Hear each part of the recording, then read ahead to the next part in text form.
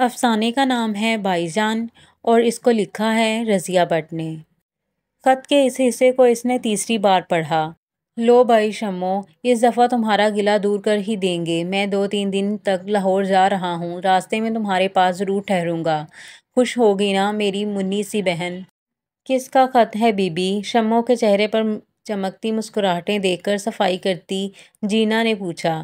بھائی جان کا۔ جینا، میرے بھائی جان آ رہے ہیں۔ خط میز پر رکھتے ہوئے وہ وفور مسرت سے لہرا گئی۔ کب جینا نے مسکراتے ہوئے اسے دیکھا۔ بس آج کل میں آ جائیں گے، ہو سکتا ہے آج آ جائیں یا کل، شاید پرسوں آ جائیں۔ اس نے پھر خط اٹھایا۔ خط پر 9 تاریخ تھی۔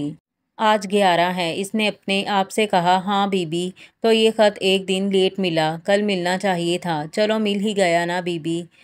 کل مل جاتا تو آپ کے لیے انتظار کا ایک اور دن بڑھ جاتا۔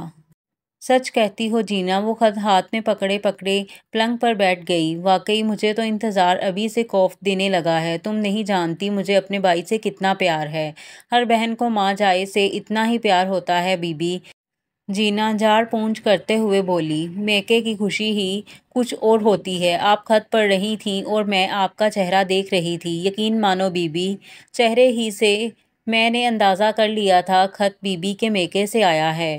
چل بڑی آئی چہرہ پڑھنے والی۔ اللہ قسم بی بی، آپ کے چہرے پر جو پیار، جو محبت پھیل رہی تھی، اس سے میں نے اندازہ کر لیا تھا، اسی لیے تو میں نے پوچھا تھا، ورنہ مجھے کیا۔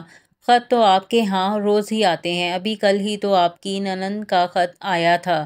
آپ نے خود ہی بتایا تھا۔ میں نے کوئی پوچھا تھا کیوں کل میرے چہرے پر پیار اور محبت نظر نہ آئی تھی؟ شمو ہنستے ہوئے بولی۔ جینا نے مسکراتے ہوئے سر نفی کے انداز میں ہلایا۔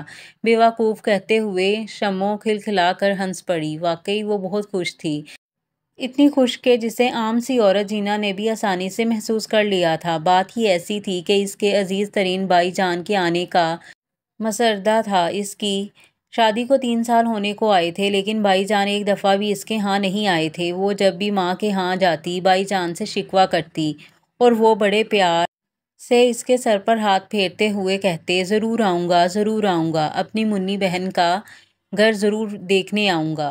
وہ روٹھ جاتی، بھائی جان بڑے پیار سے اسے منا لیتے۔ وہ منانا روکھا سوکھا نہیں ہوتا تھا۔ کبھی 100 کبھی 50 کا نوٹ چپکے سے اس کی مٹھی میں آ جاتا تھا۔ کبھی تکلفاً وہ پیسے واپس کرنے کی کوشش بھی کرتی تو بھائی جان ڈانٹ دیتے، مانا کہ تیری شادی ہو گئی، لیکن میرے لیے تو ابھی منی سی ہے۔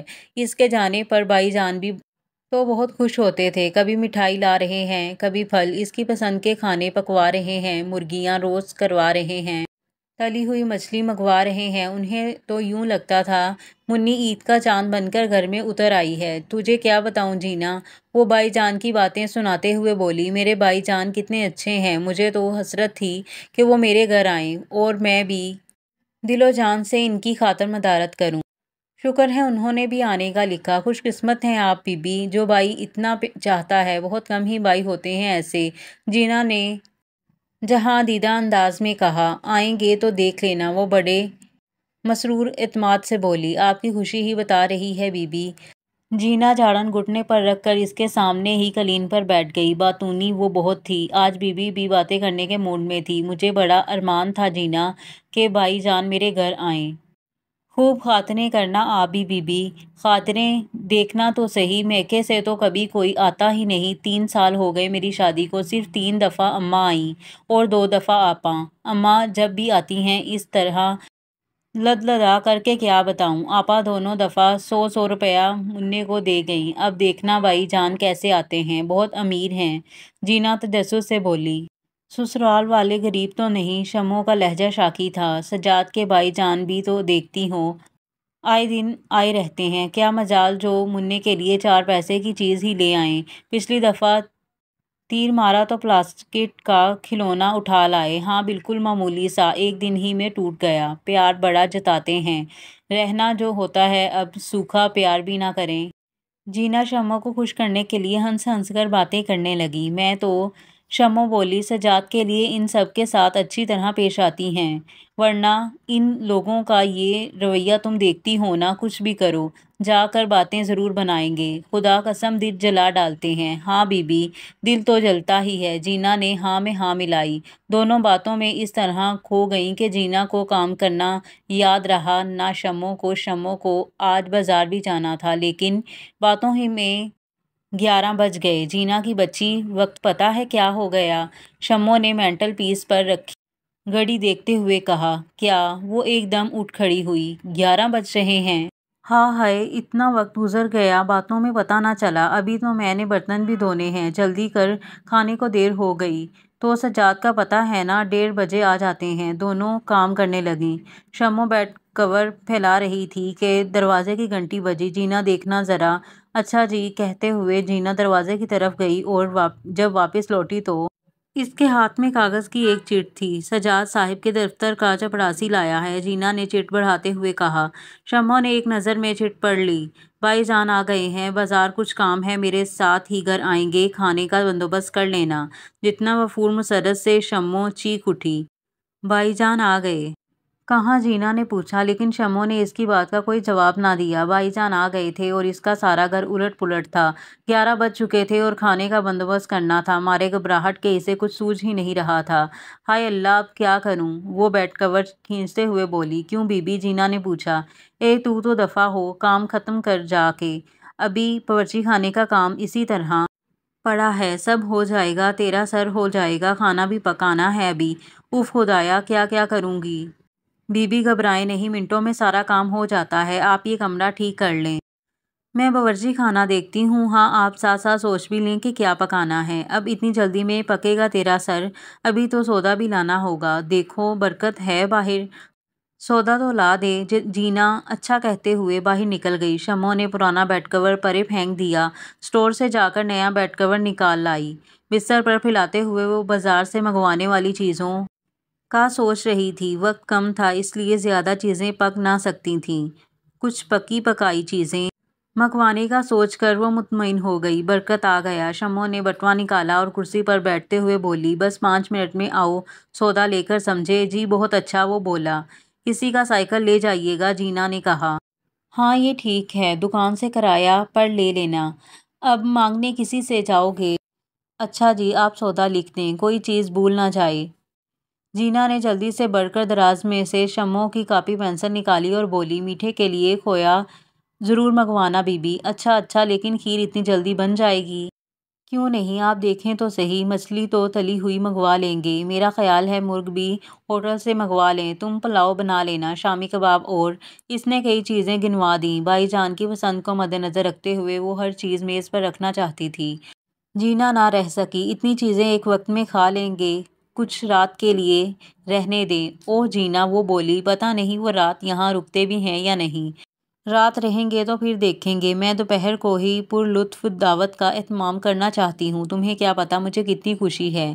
کون سا روز آتے ہیں یا روز آئیں گے، یہ سب چیزیں پکانا ہے، میں خود تمہارے ساتھ کھانا پکاؤں گی، اپنے ہاتھوں سے، اپنے پیارے بھائی جان کی پسند کی چیزیں پکاؤں گی۔ اتنی چیزیں کھا نہ بھی سکیں، چکھ تو ضرور لیں گے، بس میری خوشی پوری ہو جائے۔ جینا بھلا کیا کہتی؟ برکت سودا صرف لینے چلا گیا۔ وہ باورچی خانے میں جلدی ہاتھ چلانے لگی اور شمو نے کمرے ٹھیک ٹھاک کر دیے، احتیاطاً ڈرائنگ روم کے ساتھ والا کمرہ بھی ٹھیک کر دیا، پلنگ پر خوبصورت بیڈ کور ڈالا، نئے دلکش کور کرسیوں پر رکھے، چھوٹا قالین بھی ڈال دیا، غسل خانے میں تولیہ، صابن اور ضرورت کی دوسری چیزیں رکھ دیں، گلدانوں میں تازہ پھول سجا دیے۔ وہ منّے کو صاف ستھرے کپڑے پہناتے ہوئے خوشی سے بار بار اس کا منہ چوم رہی تھی۔ منّے ماموں آ رہے ہیں، ماموں میرے بھائی جان، تیرے ماموں، سلام کرنا، گندی باتیں نہیں کرنا ان کے سامنے، رونا بھی نہیں اور ضد بھی نہیں کرنا۔ 2 سالہ منا ان جذبوں کو کہاں سمجھ رہا تھا جو شمو کے من میں متلاطم تھے۔ جینا کے ساتھ مل کر اس نے کھانا بنایا، ہمسائی سے 2 چولہے منگوا لیے، وہ اپنے تھے۔ باورچی خانہ بیک وقت 4 چولہے جلنے سے خوب گرم ہو رہا تھا۔ وہ تو کچھ سردی تھی جو حدت بھی لگ رہی تھی، گرمی ہوتی تو تنور سا بنا ہوتا۔ شمو کی گھبراہٹ سے کام جلدی ہونے کی بجائے دیر سے ہو رہا تھا۔ آپ جائیں بی بی، باقی سب کچھ میں کر لوں گی۔ جینا نہ رہ سکی۔ ابھی کتنی چیزیں تیار کرنا ہے؟ نرگسی کوفتے میں بنا دیتی ہوں، وہ بولی۔ کوفتے، کباب، قورمہ پلاؤ سب تیار کر لوں گی بی بی۔ آپ یہ کھیر کا پیالہ اٹھا لیں، ہوائیاں چھڑک کر فریج میں رکھ دیں۔ بس تم کر لو گی؟ ہاں بی بی، بے فکر رہو، سب کر لوں گی۔ آپ برتن وغیرہ نکال لیں۔ واقعی، شمو نے کہا اور کھیر کا بڑا پیالہ اٹھا کر کھانے کے کمرے میں آ گئی۔ پستے کی ہوائیاں پیالے پر بڑی محنت سے پھولوں کی صورت میں چھڑکیں اور پھر پیالہ فریج میں رکھ دیا۔ اب وہ شو کیس کی طرف متوجہ تھی جس میں عام مہمانوں کے استعمال ہونے والے برتن رکھے تھے۔ اسے یہ برتن پسند نہ آئے۔ آخر جہیز کا ڈنر سیٹ کس دن کے لیے رکھا تھا؟ خوبصورت، نفیس اور سبک سا ڈنر سیٹ۔ برکت کو بلا کر اس نے ڈنر سیٹ کا بڑا سا ڈبہ نکلوایا، بڑی احتیاط سے برتن نکالے، خود ہی دھوئے اور پونچھ کر میز پر سجانے لگی۔ خوبصورت اور نفیس برتنوں سے میز کیا کمرے کی سجدھج نرالی نظر آنے لگی۔ مسکراتے ہوئے اس نے اطمینان کا گہرا سانس لیا۔ بائی جان کے شان شیان یہی برتن تھے، ان کی عزت افزائی اسی طرح ہو سکتی تھی۔ برتن میز پر لگا کر، ڈونگے، ڈش اور دوسری ضرورت کی چیزیں ٹرے میں رکھ کر وہ باورچی خانے میں لے آئی۔ جینا کے کام کی رفتار تسلی بخش تھی۔ وہ چٹنی اور سلاد بنانے لگی۔ آج تو دنیا بھر کی چیزیں اکٹھی کر لینے کو اس کا جی مچل رہا تھا۔ رات کے لیے غیر ملکی ڈشیں تیار کرنے کا وہ دل ہی دل میں ارادہ کر رہی تھی۔ 1:25 پر ہر چیز تیار تھی۔ اطمینان سے ہر دیچکی اور کوکر کا ڈھکنا اٹھا کر اس نے چیزوں کا آخری جائزہ لیا۔ چاول انگلی اور انگوٹھے میں مسل کر دیکھے، کباب الٹے پلٹے۔ نرگسی کوفتوں کا مسالہ چکھا۔ ساگ گوشت بڑا لذیذ تھا۔ روسٹڈ مرغ اس نے فرائنگ پین میں ڈال دیا اور مچھلی کاغذی لفافے میں ہی ہلکی آنچ پر رکھے توے پر رکھ دی۔ پھلکے ضرورت ہوئی تو کھانا لگانے کے بعد ڈال لینا۔ رہے بائی جان چاول کھائیں تو پھر روٹی چکھتے بھی نہیں۔ ٹھیک ہے سجاد صاحب نے اگر کھانا ہوئی تو پکا لوں گی، جینا صافی سے ہاتھ پونچھتے ہوئے بولی۔ آٹا گوندھا ہوا ہے نا؟ ہاں جی، بس سب ٹھیک ہے۔ آج لگتا ہے کہ کھانا نہایت لذیذ پکا ہے۔ وہ مسکرائی۔ آج محنت میں محبت بھی شامل تھی نا بی بی؟ جینا آنکھیں جھپکا کر بولی۔ وہ مجھے یاد ہی نہ تھا۔ بائی جان پشاوری قہوہ بڑے شوق سے پیتے ہیں۔ قہوہ تو پڑا ہے، چھوٹی الائچی دیکھ لو ہے کہ نہیں؟ ہے جی، میں نے دیکھ لی ہے۔ اتنے ثقیل کھانے کے بعد قہوہ تو ضروری ہوتا ہے نا؟ جینا نے کہا۔ تو بڑی سیانی ہیں، شمو نے داد کے طور پر کہا۔ اچھا سب کچھ ٹھیک ہے، کھانے میں خود نکالوں گی، میں ذرا کپڑے بدل لوں تو باورچی خانے کا یہ سارا کاٹ کباڑ سنبھال لے۔ اچھا جی، کہتے ہوئے جینا مرچ مسالوں کے ڈبے ٹھیک کرنے لگی اور شمو باہر نکل گئی۔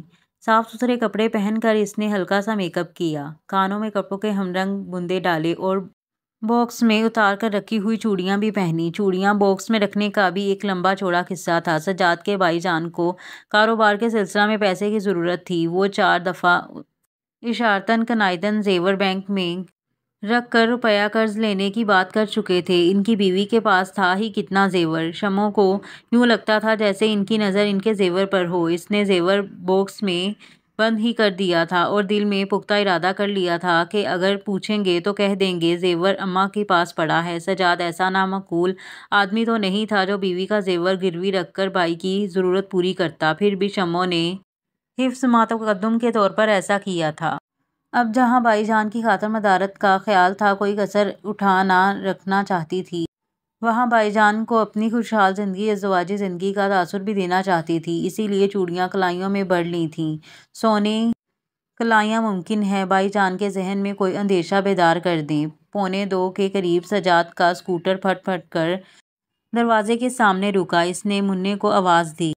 شمو کا دل بھی کچھ خوشی سے اسکوٹر کی ہی طرح پھٹ پھٹ کر رہا تھا۔ 3 سال میں پہلی دفعہ بائی جان اس کے گھر آ رہے تھے، اس کے بائی جان، اس کے اپنے بائی جان۔ بالکل بچگانہ سی بے تابی سے وہ دوڑی۔ منّے ماموں آ گئے، ماموں آئے ہیں منّے کہتے ہوئے ڈریوری کی طرف لپکی۔ منا اس کی ٹانگوں میں آ کر گرتے گرتے بچا۔ بچے کو اٹھائے بغیر وہ دروازے کی طرف لپکی۔ روتے ہوئے منّے کو جینا نے اٹھا لیا۔ ماموں آ رہے ہیں بیٹے، جینا نے چمکارا۔ وہ بھی دلچسپی سے ڈریوری کی جانب دیکھنے لگی۔ شمو کی باتوں سے اس کا اشتیاق بھی تو بے پناہ تھا۔ شمو نے دروازے کے دونوں پٹ جس والہانہ بے تابی سے کھولے، سجاد کچھ حیرت زدہ سا ہوا۔ شمو کے لباس اور بناؤ سنگار کو دیکھا تو پوچھا، کہیں گئی ہوئی تھی؟ نہیں تو وہ بائی جان کہاں ہیں؟ والہانہ فن سے شمو نے سجاد کی طرف دیکھتے ہوئے پوچھا۔ اس کے انداز سے سجاد کے ذہن کو دوسرا جھٹکا لگا۔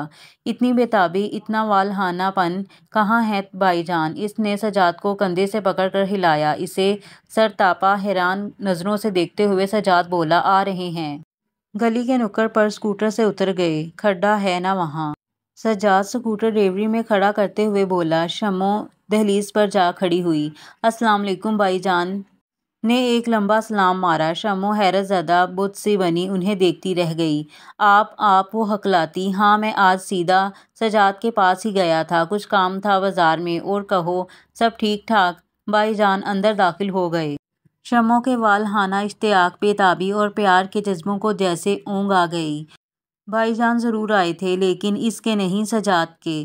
کئی لمحے وہ گمسم سی خالی خالی نظروں سے گلی کو یوں دیکھتی رہی جیسے بھائی جان کے اب بھی آ جانے کا امکان ہو۔ شمو سجاد اسے یوں کھڑا دیکھ کر پلٹ آیا۔ کیا بات ہے؟ وہ تو کچھ نہیں بولی۔ ہاں جینا نے کہا بی بی کے بھائی جان نے بھی آنا تھا، وہ خط آیا تھا۔ اوہ! سجاد نے زیر لب صرف اسی قدر کہا۔ گھر میں داخل ہوتے ہی جس ڈھیر سارے اہتمام کا احساس عجیب سا لگا تھا، ان کی سمجھ آ گئی۔ اور یہاں پر ہمارے افسانے کا اختتام ہوتا ہے۔ امید ہے آپ کو اچھا لگا ہوگا اور کمنٹ میں ضرور بتائیے گا، اور چینل کو لائک کر دیجیے گا، سبسکرائب کر دیں اور بیل آئیکن کو کلک کر دیں، اور ملیں گے اگلے افسانے میں۔ اللہ حافظ۔